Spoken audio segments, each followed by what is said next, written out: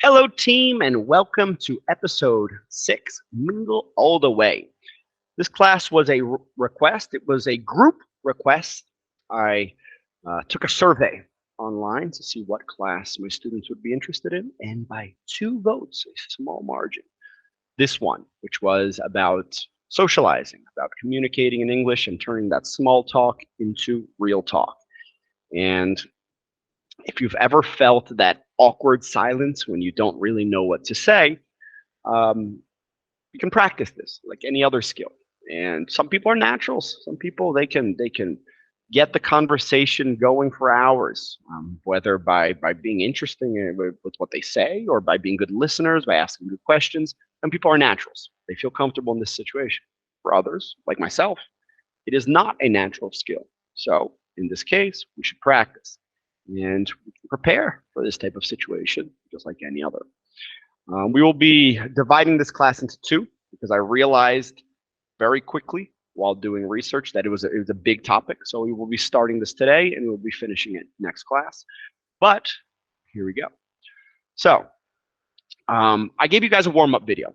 And whenever I give one of these videos for you to take a look at, we are practicing our listening abilities. If you can, turn off the subtitles. It is better. Subtitles will help you practice your reading. So you want to turn them off and you want to associate what you're hearing with the video. You're here to practice, which means you are not expected to understand 100%. If you do, great. But it is the goal to always feel a little bit uncomfortable, which means you're growing. So I hope you're not understanding 100%. 90%, that's amazing. That's what we're aiming for. 90%, then like 1 or 2 new words. But whenever I have these videos where, 5 ways, 3 something, you do not have to agree with everything. And disagreeing is actually a great way to practice. I like number 1, but number 2, I don't think it would work because of this. So feel free to disagree with what these videos have to say. It's a great way to practice. So number 1, when you have that awkward silence, what can you do? Number 1 is play reminds me of. What do they mean by this? Make an associative statement. This band, it reminds me of Leonard Skinner. Oh, this taxi, it reminds me of that time I went to New York. It's a yellow cab. Oh, I have a great story.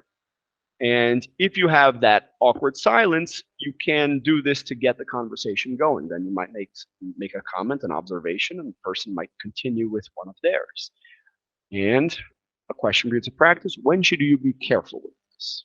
I believe that question for you to answer. Number 2, this is not just for awkward silences. This is the best way to practice English. And it's something I think everybody should practice, which is to be able to ask open-ended questions. If I ask a direct question, like, where do you live? I'm going to answer Belo Horizonte. That ends.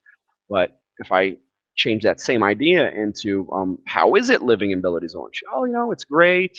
Sometimes it's quite hot, but the people are really friendly. The food is amazing. I wish it was a little bit flatter, so I wouldn't have to go up and down those hills all day.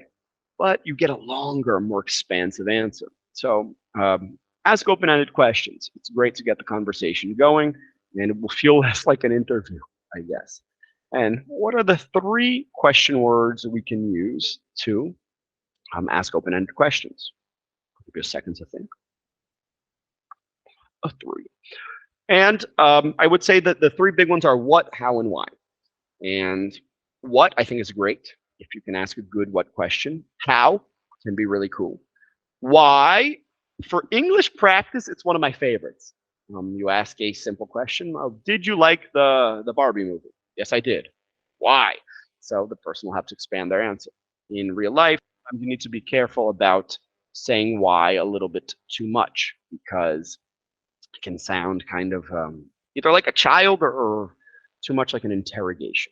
But for English practice purposes, why is an excellent question. Number 3, a revival question. What does this mean? Use information from the past, either from the conversation or from the situation. If you are at a tech convention, you can imagine the person works with a computer. How did you how did you start working with IT? Would be an appropriate question. If you are at Marcus's birthday, how do you know Marcus? And while it's not the you know, most amazing question ever asked, it does get the conversation going, and it is good to have one or two of these up your sleeve. So I would recommend already have a go-to revival question. Next up, a complimentary cold read. So when we talk about a cold read, it means without much information, just kind of doing it all of a sudden. But I think in this case, it is important to know what you feel comfortable complimenting. Sometimes there are things that you will not. And I'll give you an example. I'm very comfortable talking about tattoos. So if I see somebody with a cool tattoo, I might mention, cool tattoo, what's the story? Oh, I really liked what the artist did. Great choice. What does that mean? Do you always get your tattoos with the same artist? So I might mention something about tattoos. It's something I feel comfortable talking about. But for different people, it's different things. I've seen Patricia, my wife. We were walking down the street, and then all of a sudden I looked aside, and where is she? She's all the way behind talking to a lady. And I asked her, like, do you know her? No, I just wanted to find out where her bag was from. And they nice bag. Where did you get it? And they started a conversation. So this works. If there's something that you feel comfortable complimenting, I would say. Complimenting, saying something nice. Last up, flip the script. On the first day of class, I always tell my students, master these two words, and you. If not, you will get interviewed and you will get hammered with more questions. Where are you from? Belo Horizonte. What do you do? I'm an English teacher. And you will keep getting more questions unless you say, and you. Where are you from? Belo Horizonte. And you. Oh, I'm from Austin, Texas. So, and you can really save you, especially if you're speaking in a second language. You might not feel 100% comfortable. You might not want the spotlight on you. And those two little words can really help you out. This is another little video about mirroring, where if you want the person to talk more. So the person might say, oh, I live in Belo Horizonte. Belo Horizonte? Oh, yeah, it's the capital of Minas Gerais. And you can get them to continue to give a more in-depth explanation just by repeating the last 1, 2, 3 words in a questioning form. So these are 5 techniques that were introduced in this video, and let us continue. Next up, 7 basic emotions. Why am I talking about this? I spend a lot of my time, what I call the square, here in these Google Meets. Since the pandemic, I have only taught online. So I spend a lot of time observing people's reactions. I make sure it's one of the rules in my class is the webcam has to be open, because I can tell, the person's confused. Oh, the person's enjoying. The person's a little bit frustrated. And these facial expressions, they really help tell me what the person might not be verbalizing. And they did this test, and they found that around the world, we naturally have 7 basic emotions. So it's a cool little video. Let's see if you can name the 7 basic emotions. It's a cool one. It was a fun activity. So can you name them? Now, number 2, I asked all my students to give me one tip. If you were going to socialize, well, specifically, I'll read the story. After working from home for the last 3 months, your 18-year-old nephew, Bartholomew, is going to finally see his coworkers in the flesh, in person. He's talked to a few of them online, but it will be his first time meeting most of the people there. What is your advice for him? 18-year-old, first job, it can be an awkward phase. So what I wanted to kind of make my students understand was the person is feeling uncomfortable in the situation, a professional situation. So what advice could you give them? And I asked each of my students, and the common themes, I would say, to summarize them, would be A, observe, listen more than you speak. You're pretty young. From an adult perspective, you are a baby. You're 18. You've just become an official adult. So listen, observe more than you speak. You will be in person, so brush your teeth, put on some deodorant. I brushed my teeth and I used deodorant, but you cannot tell here on the camera. But in person, it is easy to tell. So make sure that you are presentable.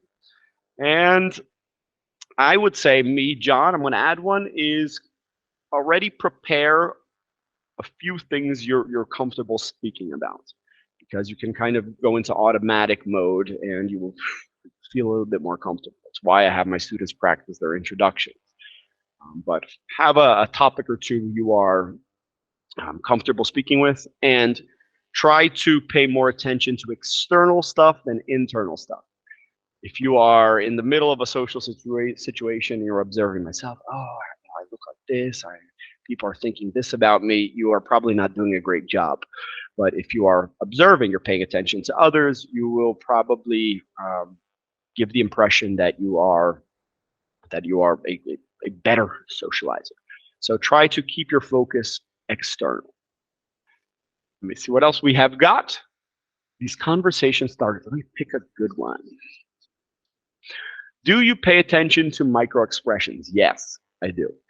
And while they are not the 100% accurate, um, some people are more expressive than others. They are a good guide to what the person is feeling together with what they are presenting.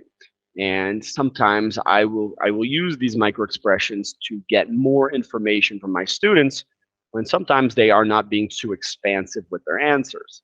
And there's some, yeah, it was great. That at the beginning tells me, okay, there's a story there.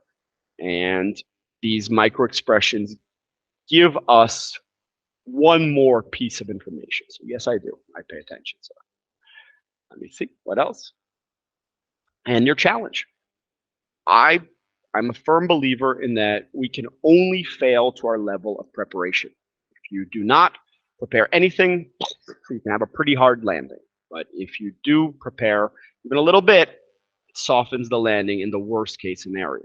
And in a better scenario, then you don't even need to worry about it. And it's good that you came prepared anyways. So my challenge: prepare 3 questions that you could use to continue a conversation when there is an awkward silence.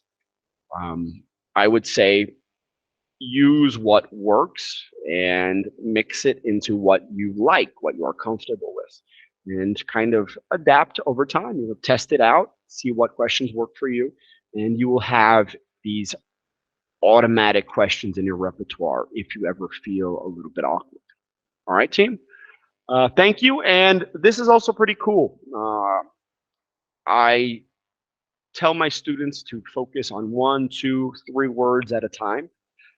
But for my overachievers, there is a site, dictionary.com, easy to remember, and they have a word of the day. Sometimes I do think they use some words that you will never have reason to use. Some words are really cool. But each week they have a quiz with the 7 words of the week. So this is a vocabulary quiz of the week. If you are looking to expand your vocabulary with some cool, professional sounding words, check this link. All right. So stay fresh, cheese bags, and I hope to see you in class. I like that sign off. I might use that a little bit.